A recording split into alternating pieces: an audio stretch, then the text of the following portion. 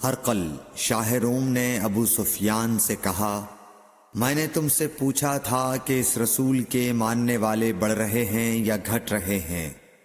تو نے جواب میں بتلایا کہ وہ بڑھ رہے ہیں۔ ٹھیک ہے، ایمان کا یہی حال رہتا ہے یہاں تک کہ وہ پورا ہو جائے۔ اور میں نے تجھ سے پوچھا تھا کہ کوئی اس کے دین میں آ کر پھر اس کو برا جان کر پھر جاتا ہے؟ تو نے کہا نہیں۔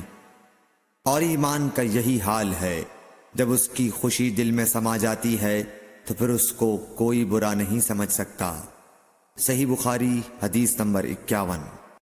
حضور اکرم صلی اللہ علیہ وسلم فرماتے تھے، حلال کھلا ہوا ہے اور حرام بھی کھلا ہوا ہے، اور ان دونوں کے درمیان بعض چیزیں شبہ کی ہیں جن کو بہت لوگ نہیں جانتے کہ حلال ہیں یا حرام۔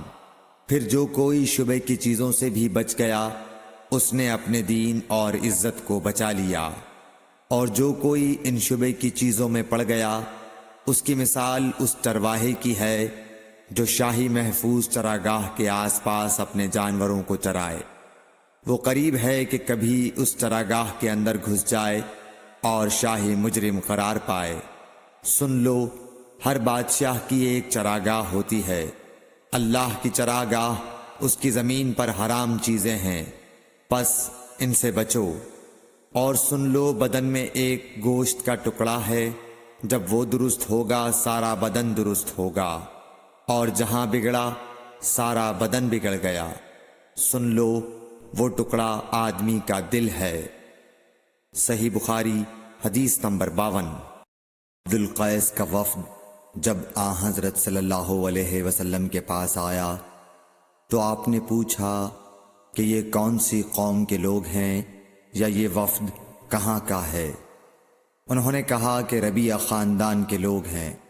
آپ صلی اللہ علیہ وسلم نے فرمایا، مرحبا اس قوم کو یا اس وفد کو، نہ ذلیل ہونے والے نہ شرمندہ ہونے والے، یعنی ان کا آنا بہت خوب ہے۔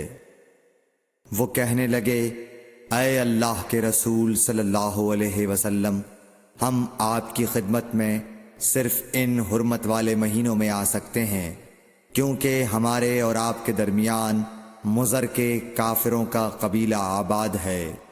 پس آپ ہم کو ایک ایسی قطعی بات بتلا دیجئے جس کی خبر ہم اپنے پچھلے لوگوں کو بھی کر دیں جو یہاں نہیں آئے، اور اس پر عمل درآمد کر کے ہم جنت میں داخل ہو جائیں۔ اور انہوں نے آپ سے اپنے برتنوں کے بارے میں بھی پوچھا۔ آپ صلی اللہ علیہ وسلم نے ان کو 4 باتوں کا حکم اور 4 قسم کے برتنوں کو استعمال میں لانے سے منع فرمایا۔ ان کو حکم دیا کہ ایک اکیلے خدا پر ایمان لاؤ۔ پھر آپ صلی اللہ علیہ وسلم نے پوچھا کہ جانتے ہو ایک اکیلے اللہ پر ایمان لانے کا مطلب کیا ہے؟ انہوں نے کہا کہ اللہ اور اس کے رسول ہی کو معلوم ہے۔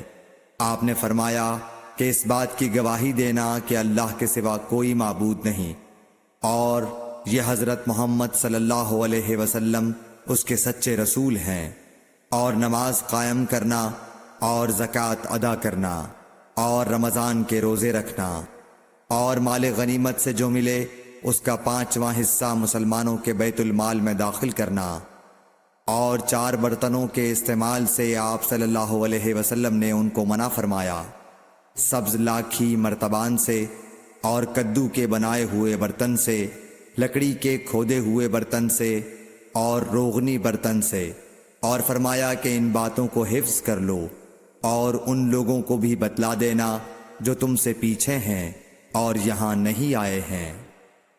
صحیح بخاری حدیث نمبر 53۔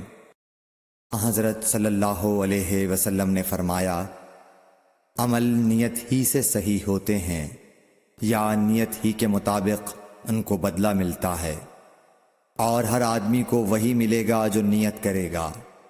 پس جو کوئی اللہ اور اس کے رسول کی رضا کے لیے ہجرت کرے اور اس کی ہجرت اللہ اور اس کے رسول کی طرف ہوگی، اور جو کوئی دنیا کمانے کے لیے یا کسی عورت سے شادی کرنے کے لیے ہجرت کرے گا تو اس کی ہجرت انہی کاموں کے لیے ہوگی۔ صحیح بخاری حدیث نمبر 54۔ حضرت صلی اللہ علیہ وسلم نے فرمایا، جب آدمی ثواب کی نیت سے اپنے اہل و عیال پر خرچ کرے پس وہ بھی اس کے لیے صدقہ ہے۔ صحیح بخاری حدیث نمبر 55۔ حضرت صلی اللہ علیہ وسلم نے فرمایا، بے شک تو جو کچھ خرچ کرے اور اس سے تیری نیت اللہ کی رضا حاصل کرنی ہو تو تجھ کو اس کا ثواب ملے گا، یہاں تک کہ اس پر بھی جو تو اپنی بیوی کے منہ میں ڈالے۔ صحیح بخاری حدیث نمبر 56۔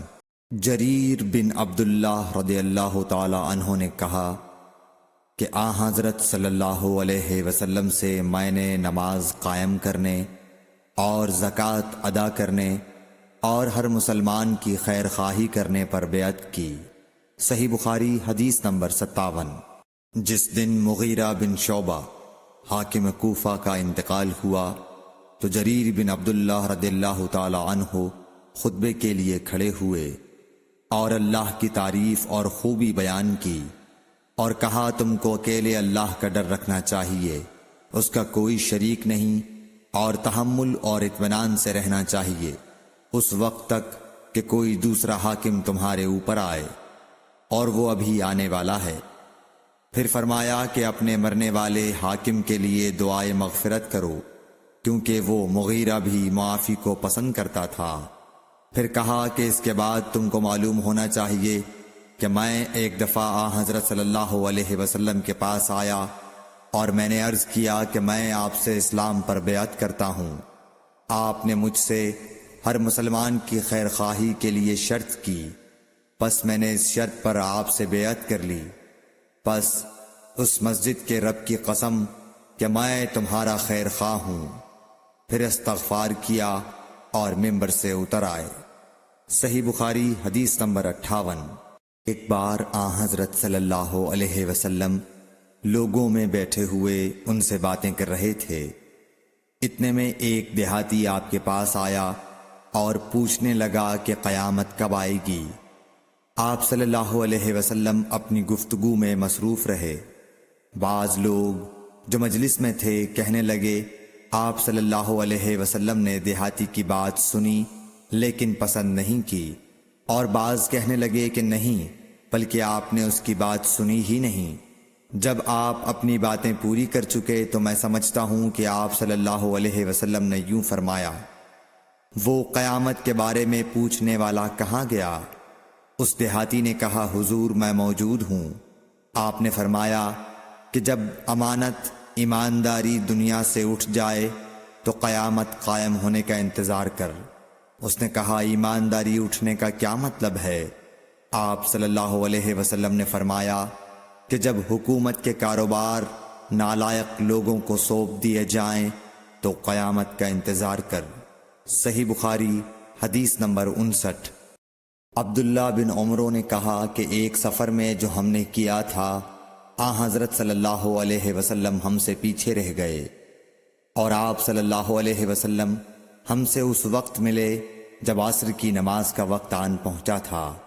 ہم جلدی جلدی وضو کر رہے تھے، پس پاؤں کو خوب دھونے کے بدل ہم یوں ہی سا دھو رہے تھے۔ یہ حال دیکھ کر آپ صلی اللہ علیہ وسلم نے بلند آواز سے پکارا، دیکھو ایڑیوں کی خرابی دوزخ سے ہونے والی ہے۔ 2 یا 3 بار آپ صلی اللہ علیہ وسلم نے یوں ہی بلند آواز سے فرمایا۔